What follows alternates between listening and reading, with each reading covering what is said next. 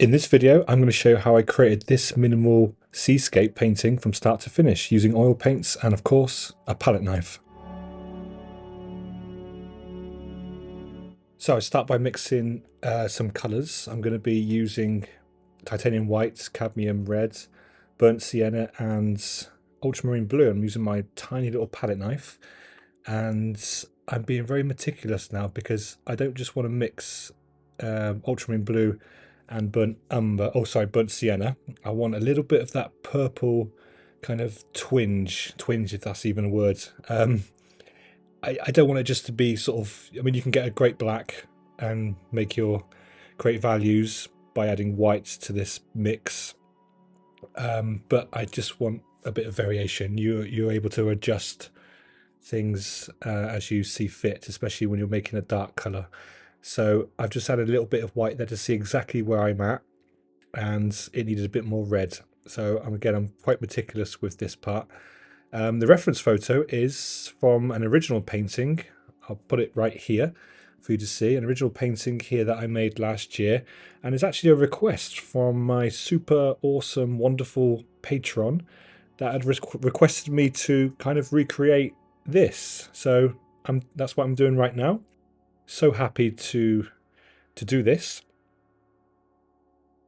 I actually, this is the second attempt today. The first attempt didn't go too well, and oh yeah, I'm just blocking in or knocking in a very quick sketch there using a colour pencil, just to see where I'm going, where I'm at. So I'm going to be creating this minimalistic seascape, and it took about 15 minutes to create. This is a voiceover that I'm freestyling the next day, and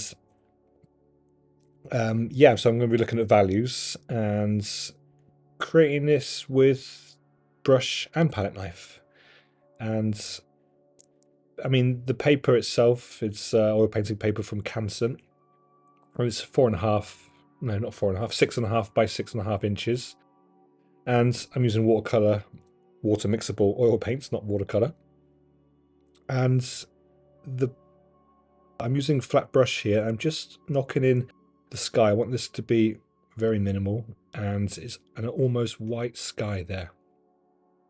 And the brush is slightly damp with water. I mean, there's barely any water at all. I'm actually going quite thick here because I know that I won't be working much into this sky. So I've gone a bit whiter there.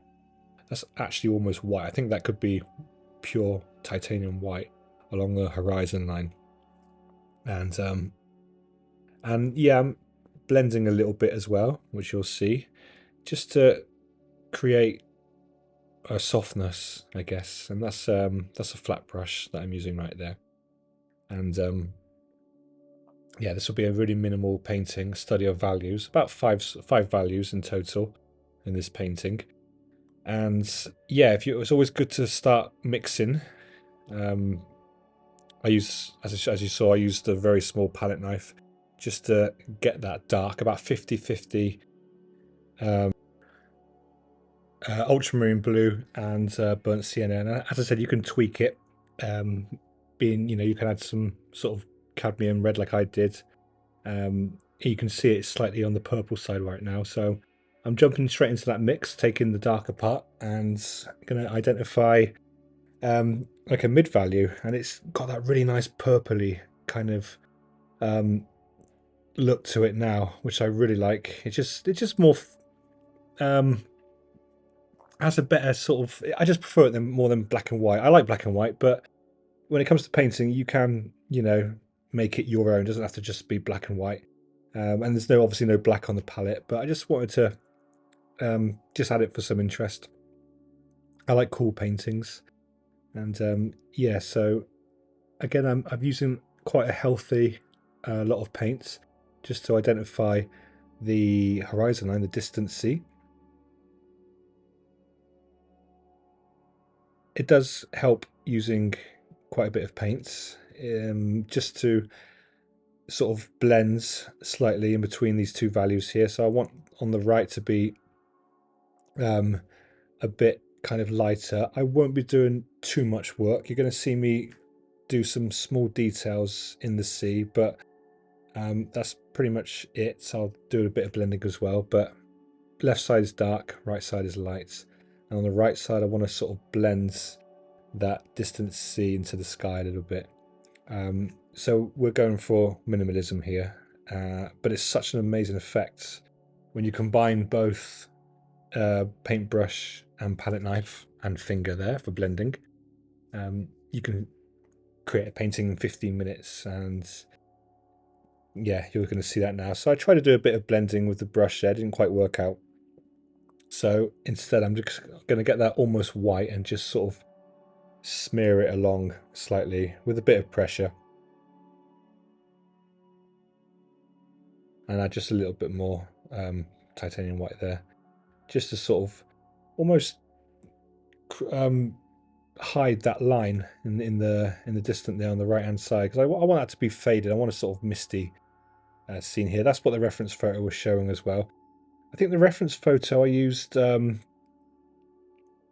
paints, regular oil paints, and I think instead of the cadmium red I used quinacridone magenta, if my memory serves me correctly, and it had a very similar kind of outcome as well. So here I'm just picked up that darkest dark, and just to identify, you know, a darker area, I'm going to get some nice contrast where I laid that first part of the dark in. And okay, I jumped straight in just to really smudge that paint in. Nothing special, very simple so far, but I think I went lighter here. Yeah, I went a bit too dark there, and that's fine. I can go lighter as the shoreline kind of sort of escapes to the distant there. This oil painting paper that I use is amazing. It's from Canson. It's really unique. Like, I can't get the same effect as I like on canvas. I love this. Wood panels are also nice too. But yeah, oil painting paper just it feels very unique. I believe a lot of illustrators use this paper, or still do use this paper, and the paint just sits really nicely.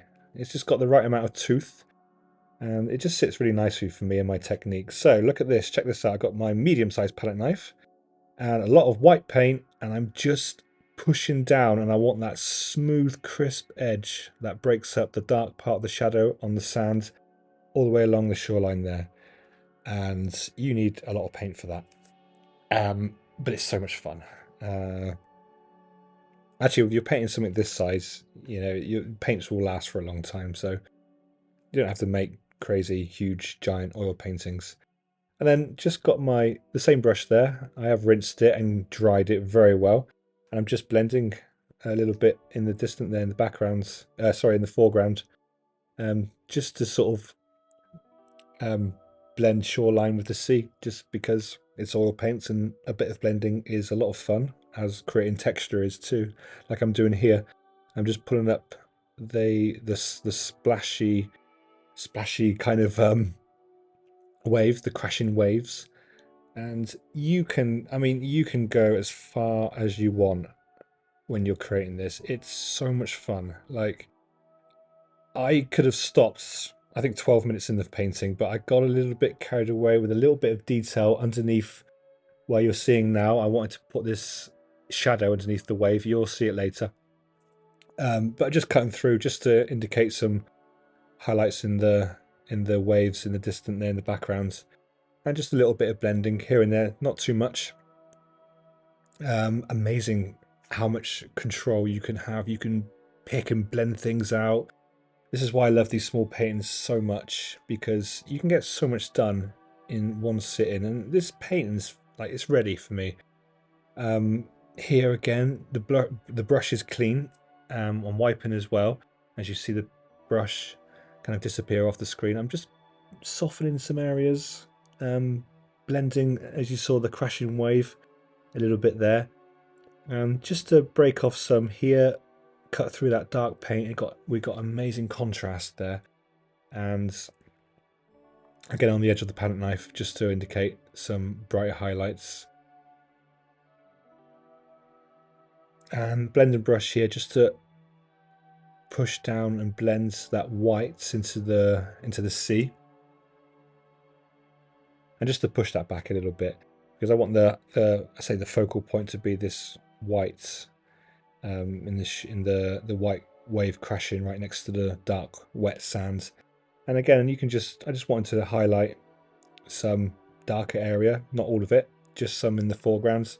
So a bit of white, and added some in. Now a little bit of scratchy marks here, but still with some paint on the palette knife. So it's a really small palette knife, this one. This is one that I use to mix colours with, and I'm just scratching some texture, really. It's so much fun. I think I could just paint these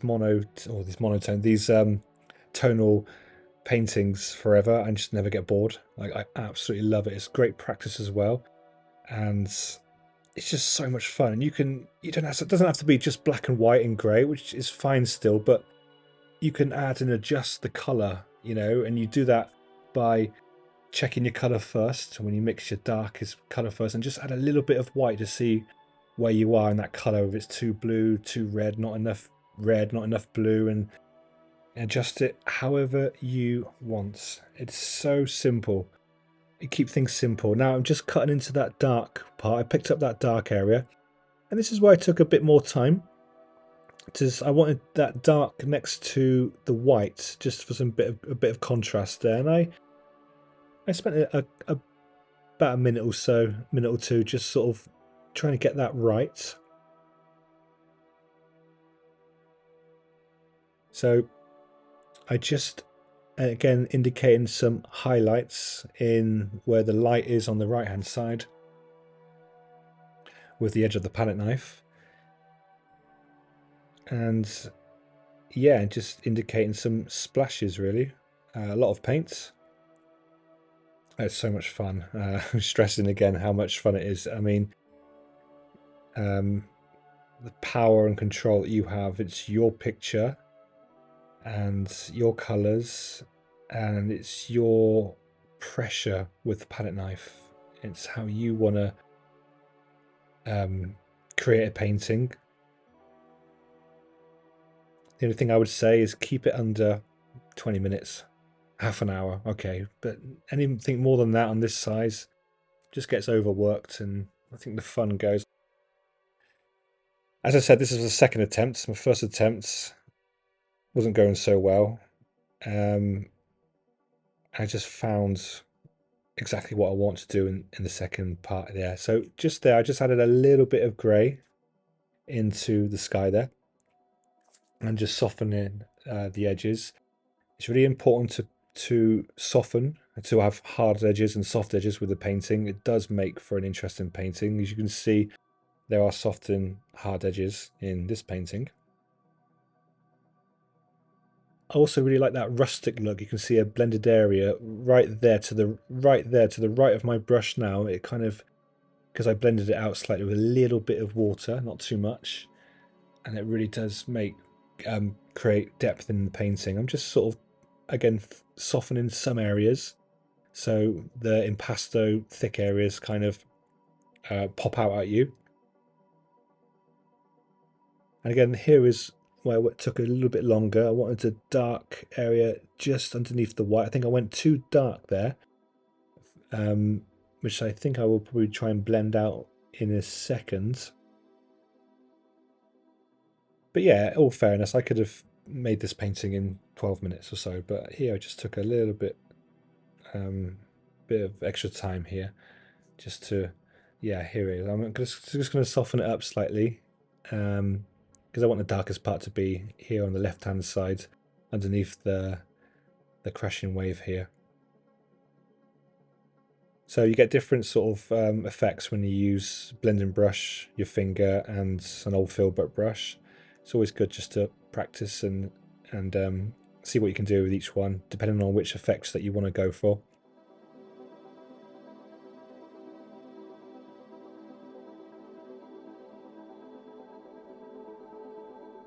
Yeah, so as you can see there, it's still quite dark for me. I just want to lighten it up slightly, so I can just add some white and kind of mix it with the dark part there to go back to like a mid-tone but slightly darker.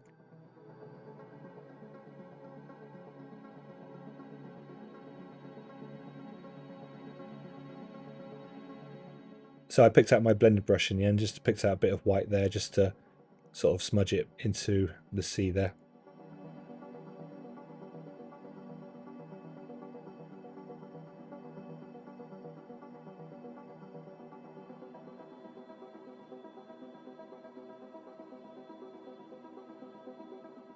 So we're almost at the end of the painting, 15.5 minutes. I hope you enjoyed this short little demo.